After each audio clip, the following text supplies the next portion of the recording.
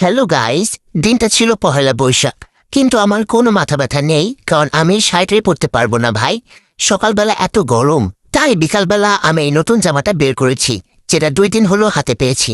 কারণ কিছু না পরলে তোমরা ভাবতে পারো আমি গরিবস, যেটা আমি মোটেও ভাবতে দিব না। হ্যাঁ, তো যাই হোক, এবার কিছু বানাবো। কি বানানো যায় ভাবতে ভাবতে প্রথমে আমি আলু ভেজে নিয়েছি, সরি ফ্রেঞ্চ ফ্রাই বানাচ্ছি। তারপর 3 পিস মাংস টুকরা টুকরা কেটে ভেজে নিচ্ছি। মনে পড়লো যে হ্যাঁ, আমার তো মিটবলও আছে, 3-4টা মিটবল টুকরা টুকরা করে ভেজে নিচ্ছি।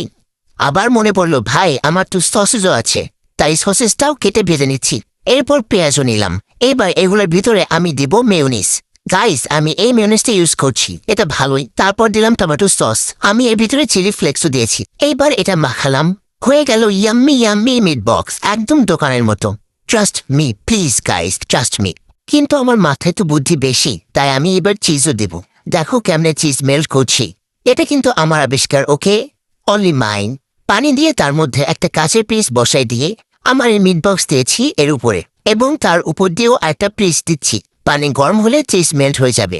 এরপর এটা বানাই নিয়ে চলে গেলাম ভার্সিটিতে, বসে বসে খেলাম, অনেক মজা। এবং যেহেতু আজকে পহেলা বৈশাখ, এত এত মানুষ, এত বহিরাগত এসেছে ভার্সিটিতে। সবাই শাড়ি পরে, পাঞ্জাবি পরে, ছোট ছোট পিচিরও পাঞ্জাবির শাড়ি পরে এসেছে, অনেক সুন্দর। এরপর গেলাম এক জায়গায় খাইতে। ভাই রে ভাই, ভিড় দেখছো তোমরা? বলে যে খাবার খেতে হলে নাকি 1.5 ঘন্টা ওয়েট করতে হবে। আমার এত সময় নেই ভাই, আমার অনেক কাজ। সো আমি এখন খাবো না, বাসায় যাই, পরে অন্যদিন এসে খাবো। টাটা।